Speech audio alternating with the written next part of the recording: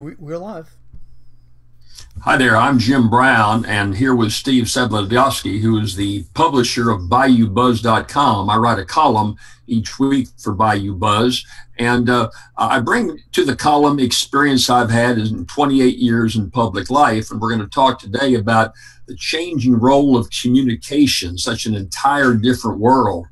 Steve, I recall when I first decided to run for office back in 1971. I was going to be a candidate for state senator up in the little town of Faraday, Louisiana, northeast Louisiana.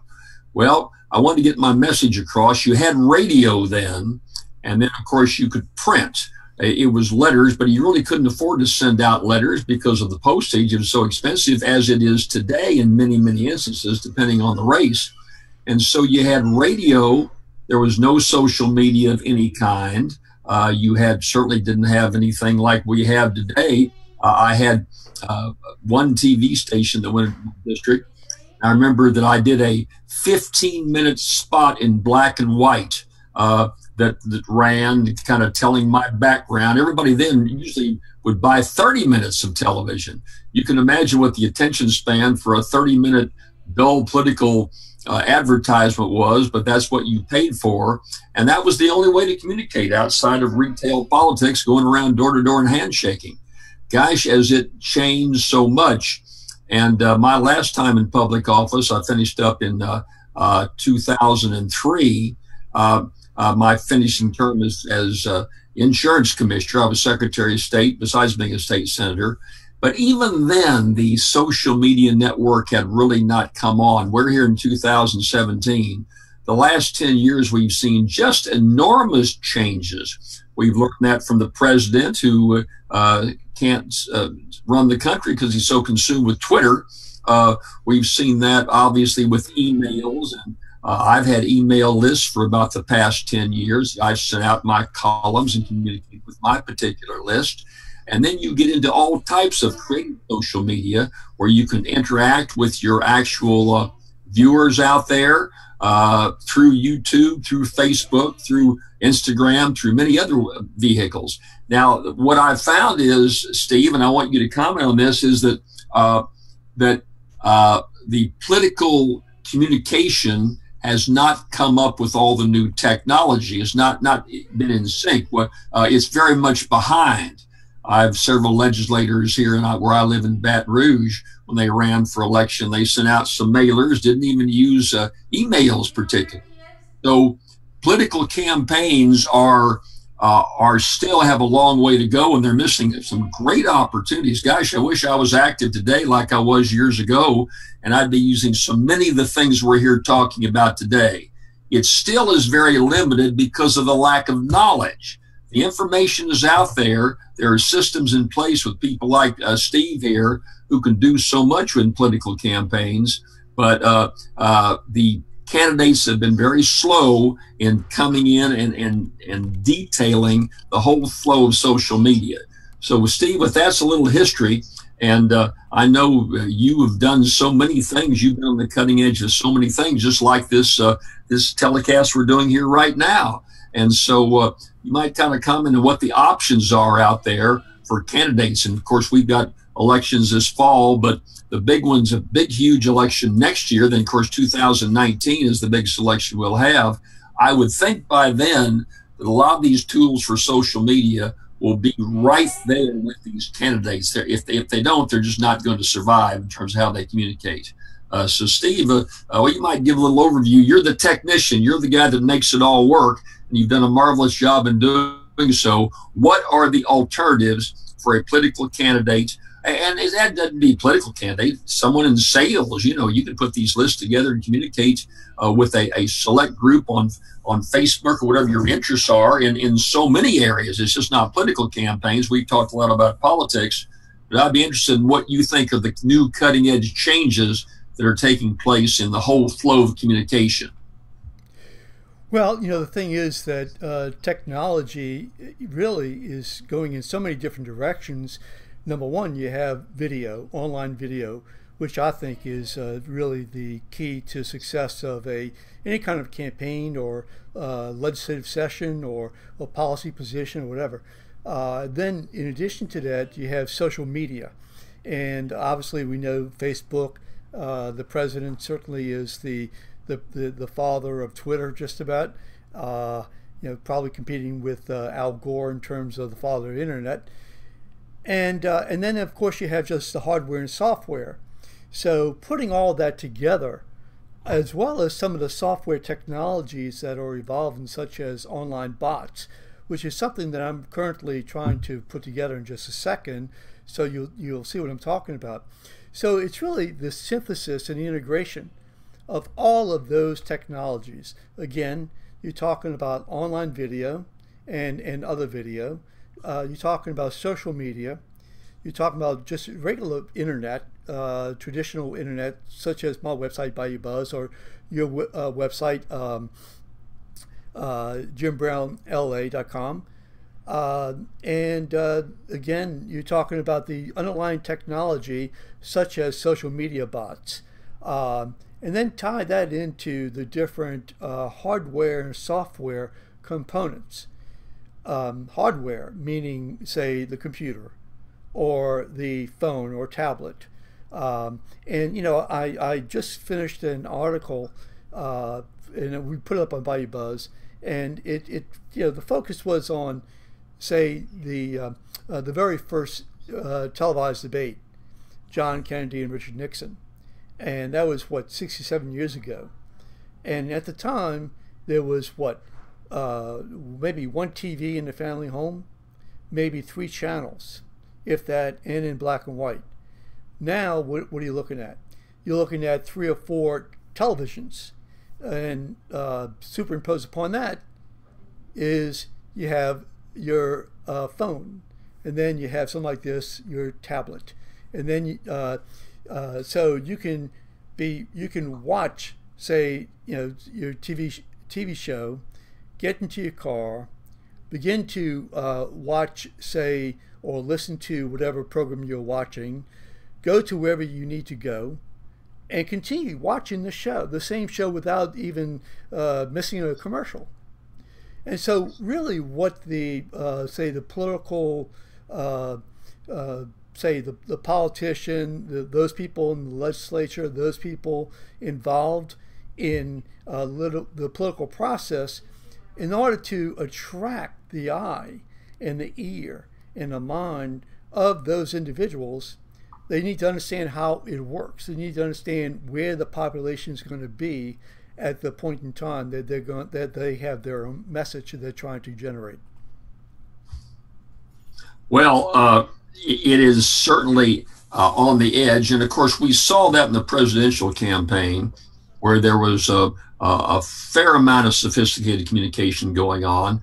In this last governor's race, though, I didn't see much at all. I saw there was some fireside type chats over YouTube, but by and large, all these various tools that are available just weren't there. And so, because not only it's easy to go and do a YouTube video, I can do one now. Any of your viewers can go out. Tools that are available just weren't there. And so, but how do you get it out there? How do you let people know that the video is available? How do you tie in to a variety of groups? And you can do that through Facebook and Twitter and a variety of areas where maybe you purchase or zero in on certain individuals that you can do in a very sophisticated manner. You can buy advertising, like I say, on a Facebook or other outlets. But to get that video out there, it's a compilation of email addresses. It's a compilation of communicating to specific groups tied to social media. And it's fairly sophisticated right now. Steve, you're the best at it. I have some limited knowledge as to how to do it, and was able to put together my email list, and I send out my column that way. But as far as tying into all these other attributes, we just haven't seen it. Now, there's some cost, but not the cost of sending out bulk mail pieces that some of these candidates did. I mean, that's extremely expensive. Telephone banks, where you hire people to sit there and make calls. I know you can make robocalls, but still, that's expensive to set up that system. The nice thing about social media is you can usually pinpoint. If you want to pinpoint Republican voters who are 20 to 40 years old, just female voters. There's a way to do all that kind of thing, and you can get down to specific groups and educational levels and even occupational areas. And so you see, that's something you can't do in so many other aspects. So it brings a lot together out there.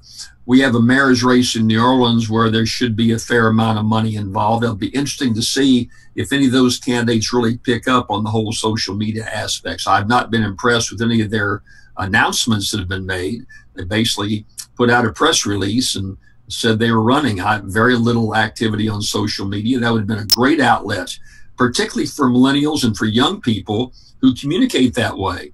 You take Facebook, and I've followed Facebook with great interest in terms of news because some of you listeners may know my daughter is working closely with Mark Zuckerberg in terms of bringing news outlets into Facebook. There are 2 million Facebook subscribers. 60% of those subscribers, only news source is Facebook. That's their only news source. So why are you buying ads in newspapers and radio ads? Now, you want to cover the gamut, but if that's where all your sold dollars are going, then you're not being current on terms of a lot of young people who don't read the daily. I'm just amazed at the number of people who don't read the daily newspaper. Gosh, my first thing I do when I get up in the morning is to have a cup of coffee or a glass of orange juice. The second thing is to sit down with the morning newspaper. And I'm kind of a lone wolf in that regard outside of some of the older folks who take the daily newspaper. My son is very astute in terms of what's going on in the world, but he doesn't read a newspaper, doesn't watch the evening news. He uses social media as an outlet and gets pretty good information out of it, quite frankly. Some folks dismiss it, well, that's just prejudice, but you can get a balance depending on what you want to gather. But if you gather it properly, there's a fair amount of pretty good news out there. That, again, is what my daughter Campbell is working on, how to bring in major newspaper and other content into Facebook so that it's very easy. You don't want to read a 4,000-word article on Facebook, but you read a couple of hundred words, maybe see a video. And so the whole focus of that is changing. And we see that if you go to the Times-Picayune, for example, that a lot of you viewers out there looking at. Times-Picayune usually was on the internet, just a bland list of articles. Now there's all kinds of video on there that you can see. If you go to the television stations, WWL, WVUE, all the stations down in New Orleans, Steve, you get audio, video, you get a whole variety of news together and all kinds of things you can subscribe to get notices. So there's a lot of breakthroughs going on. But those, the business community outside of the big box companies that, you know, I pulled up, I was trying to get some fly fishing boots, and I made the mistake of going on to Google and doing that. And everything I come to is just loaded with advertising for fly fishing boots. So the big guys in the commercial business are sophisticated enough to know how to get to you.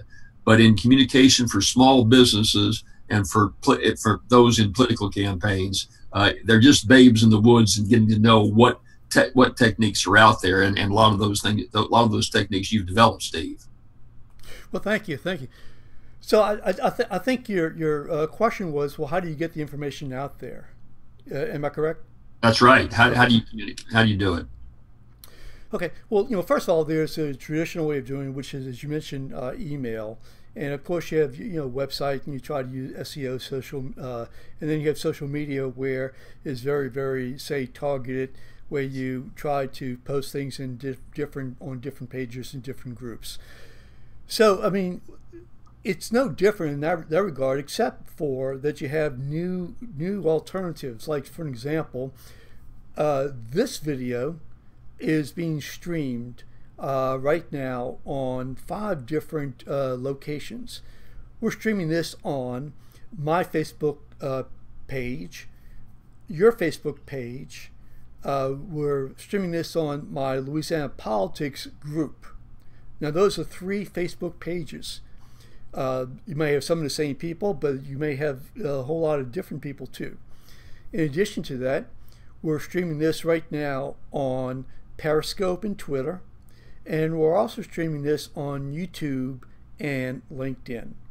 So that's 5 that we're streaming directly to.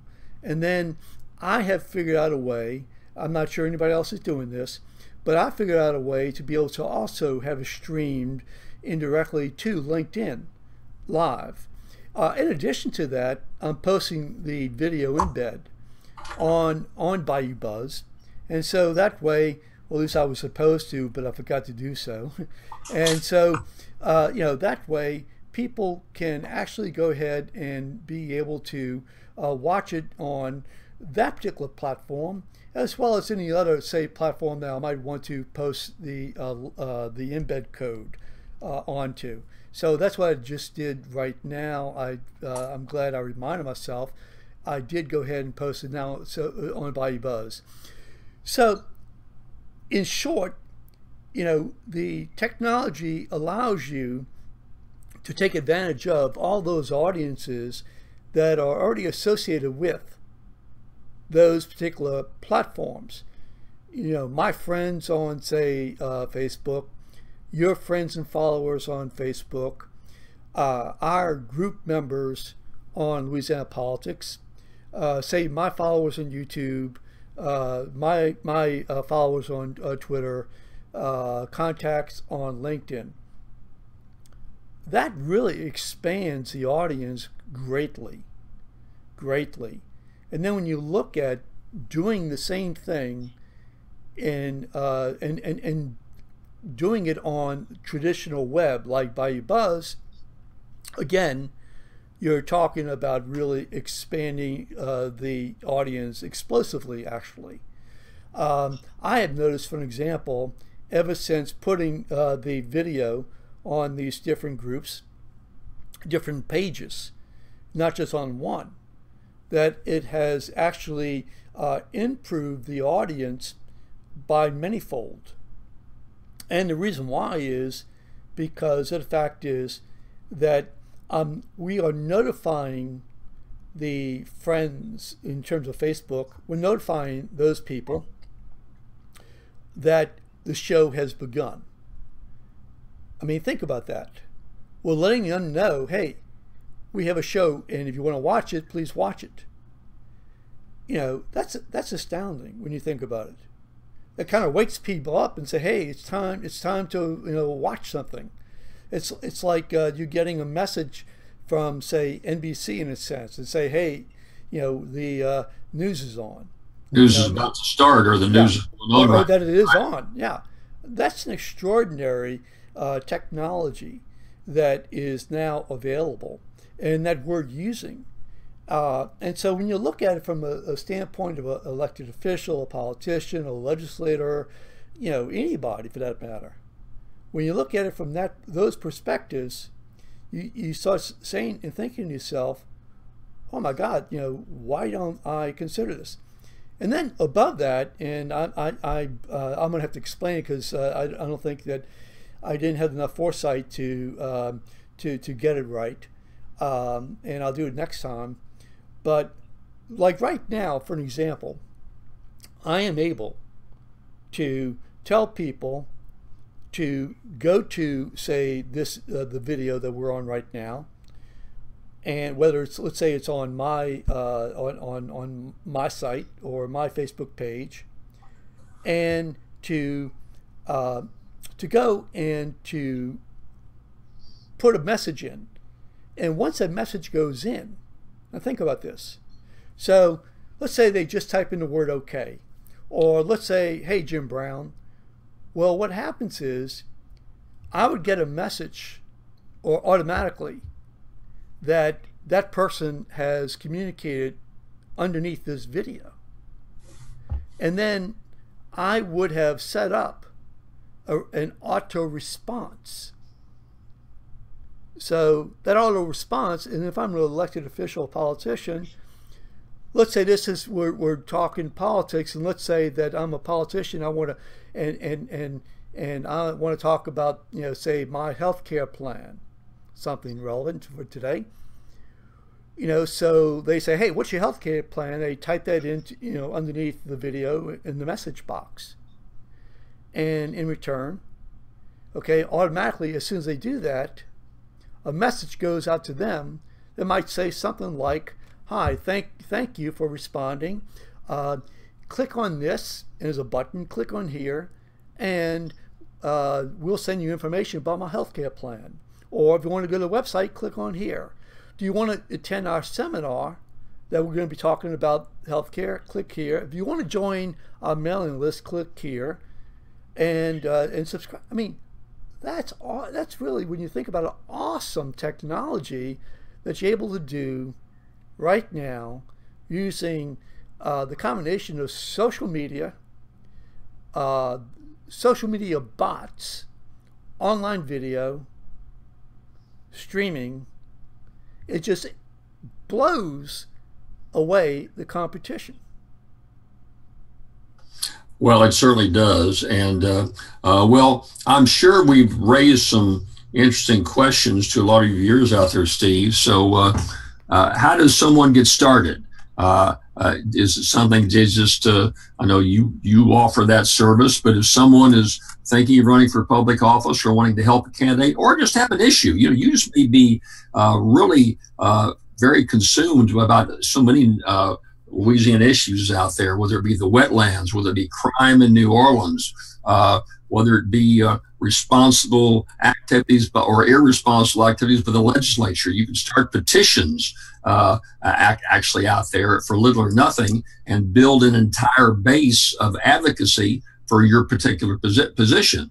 I know I've been contacted by some groups that are interested. I beat up on both political parties all the time. They want to know if I can give them a little advice on creating an independent party in Louisiana. They're starting petitions and trying to put something like that together. And so your technique and your technology is something that can be used in so many ways: private business, nonprofit business, or in political campaigns. How do you get started?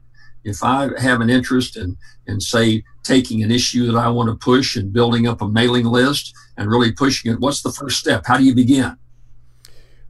Well, that's a good question. I mean, you started at the beginning, and obviously, the first thing you need, if it's issue oriented or if you're running for office, you have to have a message and you have to have an audience, and then you need some kind of form to be able to convey that message to that audience. What we've been talking about is sort of I guess a number of steps up. Okay, that's assuming that you already that you have the message and you're at least developing the audience. So there are people out there who build websites. Here's the message that I really want in answering your question. There's another component to this that I did not mention, and that is I'm going to use what's called a sales funnel, but I'm going to call it a campaign funnel. And what that means is you think of a funnel, and what you want to do is you want to get people just into that funnel in some way. Whether you put an article up on your website, whether whatever you do, you want to get them in there some way.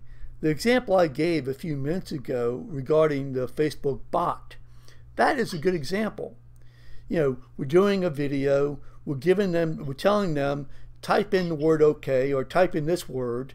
They therefore click, and their information goes into my, say, database. And I can then target by tabbing, putting a digital tab associated with whatever that person is or whatever that person wants, and then to organize the information. And here's the thing: I think you have to look at the whole issue of the funnel from the very beginning. I mean, that's the process you want to go through. You want to set up a sales funnel, but it can't be your last point. It has to, in a sense, be your beginning point. So when you're just beginning, you look at, well, okay, what is my campaign funnel going to do? How can I attract the eye? And in this case, how can I use video, online video, to be able to get that message out? So what I'm going to do is I'm going to edit this video, and I'm going to show some pictures to explain it better, so people will have an opportunity to see exactly what I'm talking about. Well, good. I think that would be very helpful. Well, Steve, if there's viewers out there that want to know more, you obviously know more about this, and I'm not just blowing your horn. I've been around the block a long time and in dealing with candidates locally and nationally, and you probably do as good a job as anyone I ever talked to about it. How's the best way to contact you? If viewers out there want more information, is there a website they can go to? How's the best way to get a hold of you? Sure, thank you. Well, certainly they can contact me on Facebook. They can email steve@bayoubuzz.com, steve@bayoubuzz.com. And those are, two of the ways, Twitter, YouTube, and so on. What's your Twitter handle? What's the name on Twitter? Well, thank you. It's at BayouBuzz Steve. I'm sorry, at BayouBuzz Steve. At BayouBuzz Steve. So those are ways that they can reach me, and again, I'll put that on the video. So Jim, let me ask you a question real quick. I know that you have to go and we have to go, but back in 1960 when you were watching the Kennedy-Nixon debate, and then maybe a few years later, I think maybe it was 12 years later or so, when you ran your first 11 years later, right? Yeah, when you ran your first campaign. Okay, so you're watching the debate, and you're thinking your first campaign, and you're thinking TV, you're thinking video, black and white, and I think 11 years later is probably just beginning color. What are just some of the real major differences that that you are looking at now compared to then? Well, back then, like I say, the first media message I put out was I got a hold of a fella that I knew up at KNOE TV in Monroe. That was the only signal I got into my district when I was running and it had to be kind of a clear night too. If it was a cloudy night, it would bounce off a good bit. So I couldn't afford a 30-minute commercial. I could only afford a 15-minute commercial, and they hadn't really done this before, but KNOE said they would sell me 15 minutes if they found someone else to sell 15 minutes to. It was black and white, and Steve, in terms of issue orientation, it was just background. I said, look, I was born here and went to school here, and I want to help the district, but it was basically just a bio piece is what it was. What a difference these years have made. If I was running today, then you'd usually do 30 seconds on radio or TV, or a little longer message over the internet on Facebook, something like that, which is great. But basically, you'd go right to the meat of the whole thing. You'd cut right to the issue. Unfortunately, in most instances, it's attack spots that we put on. People hate attack spots, and candidates say they don't want to run attack spots, but in example after example, they work. The best example of that would be the recent governor's race here in Louisiana, John Bel Edwards versus David Vitter. And it became a nasty, negative campaign towards the end. And they didn't do it just because they were nasty guys. They did it because in poll after poll and research study after research study, it shows that negative campaigning works, even though we don't like it. But it's honed in on just a couple of issues, maybe one vote. We got into a no vote on Vitter in Congress. We didn't show up one day. It was maybe one thing you did that is just piled on. You passed by on the street at a parade, some guy dressed up as the devil. That means you must be a devil worshiper. They just pound that point home, and there's just a minutiae of truth into it.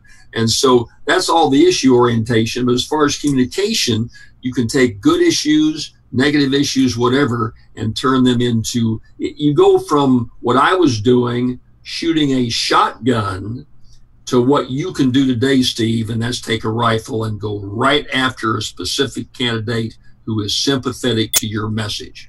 And that's a huge, huge change, and it's happening all over the country, and it's going to be part of Louisiana here in the years to come.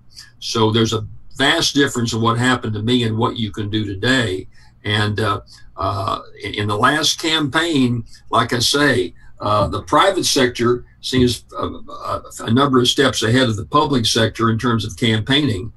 public sector is going to catch up, but candidates have not been that sophisticated up till now. We'll watch the state treasurer's race in Louisiana this fall, and in a statewide race, quite frankly, nobody really cares who the treasurer is. It ought to be abolished, and they ought to appoint the job to begin with, as most states do.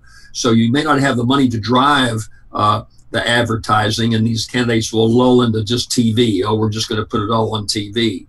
But a $1 million campaign can use social media and be very, very effective statewide, and in local races, the same thing at a much lower level. And it's going to change the whole focus of politics. And so I'd urge anybody out there who has an interest to get a hold of you, Steve, at steve@bayoubuzz.com, and go to your Facebook website.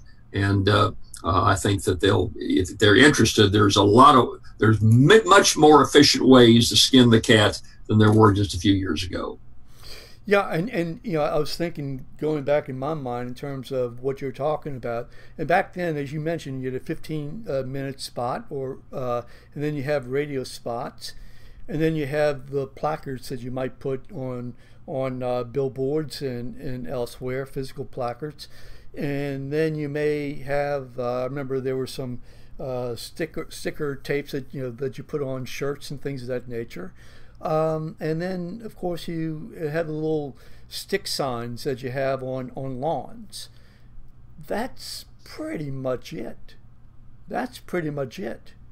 I mean, so you spent a tremendous amount of money, when you think about it, to try to go after an audience instead of targeting an audience that you know is very interested in a particular issue. And to be able to take the digital information that is available and to call that and to hit them over the head with it. I mean, such a remarkable difference in terms of the way things were and the way things are right now. Well, like you say, pinpointing, shotgunning is out of the norm, and zeroing in on your particular demographics are so much more important today. And you can do that. You can get right to the chase with voters that are very responsive to your message. Those you want to turn on, those you want to turn off. It's just a whole different world today, Steve, no doubt about it.